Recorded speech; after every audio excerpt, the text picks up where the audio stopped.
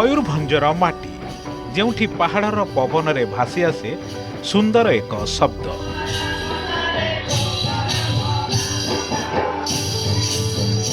ଏହା କେବଳ ଏକ ବାଦ୍ୟର ଶବ୍ଦ ନୁହେଁ, ଏହା ହେଉଛି ବାଥୁଡ଼ି ସମ୍ପ୍ରଦାୟର ହୃଦୟର ସ୍ପନ୍ଦନ। ବର୍ଷ ବର୍ଷ ଧରି ପିଢ଼ି ପରେ ପିଢ଼ି ଯେଉଁ ନୃତ୍ୟ ସେମାନଙ୍କୁ ଗୋଟିଏ ସୂତ୍ରରେ ବାନ୍ଧି ରଖିଛି ତାହା ହେଉଛି ଚାଙ୍ଗୁ ନୃତ୍ୟ। ଶିମିଳିପାଳର ଗହନ ଅରଣ୍ୟ ଭିତରେ ଜନ୍ମ ନେଇଥିବା ବାଥୁଡ଼ି ସମ୍ପ୍ରଦାୟର ପାରମ୍ପରିକ ବିଶ୍ୱାସ, ଇତିହାସ ଓ ସଂସ୍କୃତି ସହିତ ଚାଙ୍ଗୁ ନୃତ୍ୟ ଓ 18 ଦେଉଳର ମାନବ ମନ୍ଦିର ସିଧାସଳଖ ଜଡ଼ିତ।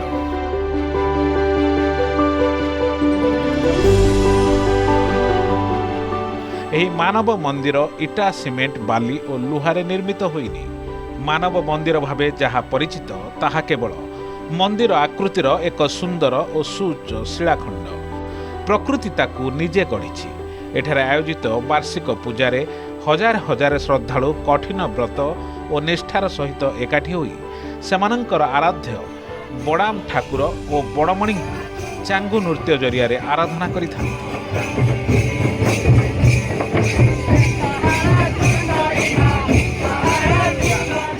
ଚାଙ୍ଗୁ ଆମର ପାରମ୍ପରିକ ନୃତ୍ୟ ଏବଂ ଆମର ବହୁ ପୁରାତନ କାଳରୁ ଆମେ ଏଇଟା କରି ଆସିଅଛୁ ଏବଂ 18 ଦେଉଳରେ ଯେଉଁ ମାନବ ଦେଉଳ ଅଛି ସେଇଟା ବହୁ 554 ଖ୍ରୀଷ୍ଟାବ୍ଦରେ ତିଆରି ହୋଇଥିଲା। ତା ପୂର୍ବରୁ ମଧ୍ୟ ଆମର ପାରମ୍ପରିକ ଚାଙ୍ଗୁ ନୃତ୍ୟ ହେଇ ଆସୁଅଛି। ଆମ ବାଥୁଡ଼ି ସମ୍ପ୍ରଦାୟର ପ୍ରତ୍ୟେକ ଗ୍ରାମରେ ଶାଡ଼ ରହିଛି। ସେହି ଶାଡ଼ରେ ଆମେ ପ୍ରତ୍ୟେକ ବର୍ଷ ଏ ଚାଙ୍ଗୁ ନୃତ୍ୟକୁ ବାର୍ଷିକ ମହୋତ୍ସବ ଭାବରେ ପାଳନ କରି ଆସିଛୁ ଏବଂ ଶିମିଳିପାଳ ପାଦଦେଶରେ ଥିବା 18 ଦେଉଳ, ଯେଉଁଟାକି 18ଟା ଦେଉଳକୁ ନେଇକି 18 ଦେଉଳ ହୋଇଛି, ସେଥିରେ ମାନବ ଦେଉଳ ଗୋଟିଏ ନିର୍ମିତ ହୋଇଛି। ସେ ମାନବ ଦେଉଳରେ ପ୍ରତ୍ୟେକ ବର୍ଷ ଚୈତ୍ର ମାସରେ ଆମେ ଆମ ସମ୍ପ୍ରଦାୟର ପ୍ରାୟତଃ ସବୁ ଅଞ୍ଚଳରୁ, ଯେଉଁକି ମୟୂରଭଞ୍ଜ, କେଉଁଝର, ବାଲେଶ୍ୱର, ଝାଡ଼ଖଣ୍ଡ, ଏମିତିକି ବିଭିନ୍ନ କୋଣ ଅନୁକୋଣରେ ଥିବା ବାଥୁଡ଼ି ସମାଜର ସମସ୍ତ ଭାଇ ଭଉଣୀମାନେ ସ୍ୱଜାତିର ବେଶଭୂଷାରେ 18 ଦେଉଳକୁ ଗମନ କରିଥାନ୍ତି ଆଉ ସେ ବଡ଼ାମଙ୍କର ଆଶୀର୍ବାଦ ଲାଭ କରିଥାନ୍ତି। ବାଥୁଡ଼ିଙ୍କ ବିଶ୍ୱାସ ଯେ 18 ଦେଉଳିର ମାନବ ମନ୍ଦିର 554 ଖ୍ରୀଷ୍ଟାବ୍ଦରୁ ରହିଛି ଓ ଚାଙ୍ଗୁ ସେବେଠୁ ରହିଛି। ଚାଙ୍ଗୁ ହେଉଛି ବଡ଼ାମଙ୍କ ଦ୍ୱାରା ସୃଷ୍ଟି ହୋଇଥିବା ବାଦ୍ୟ, ଯାହା ବାଜିଲେ ଦେବତା ସ୍ୱୟଂ ଖୁସି ହୁଅନ୍ତି। 18 ଦେଉଳିରୁ ସୃଷ୍ଟି ହୋଇ ଗାଁକୁ ଆସିଛି ଚାଙ୍ଗୁ। ମୟୂରଭଞ୍ଜ ଜିଲ୍ଲାର ଯଶୀପୁର, କରଞ୍ଜିଆ, ସୁକ୍ରୁଳି ଓ ଠାକୁରମୁଣ୍ଡା ଆଦି ବ୍ଲକର ପ୍ରତ୍ୟେକ ବାଥୁଡ଼ି ଗାଁରେ ରହିଛି ବଡ଼ାମଶାଳା। 18 ଦେଉଳି ବାର୍ଷିକ ପୂଜା ବ୍ୟତୀତ ଗାଁ ଗୁଡ଼ିକରେ ପୂଜା ବେଳେ ଆୟୋଜିତ ହୁଏ ଚାଙ୍ଗୁ ନୃତ୍ୟ।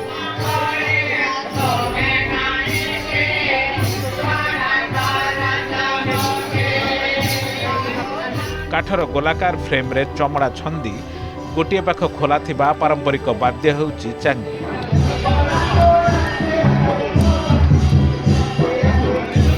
ପୁରୁଷମାନେ ଚାଙ୍ଗୁ ବାଦନ ସହିତ ପାରମ୍ପରିକ ଗୀତ ଗାନ କରୁଥିବା ବେଳେ ମହିଳାମାନେ ମୁହଁକୁ ଓଢ଼ଣୀରେ ଢାଙ୍କି ନୃତ୍ୟ କରିଥାନ୍ତି।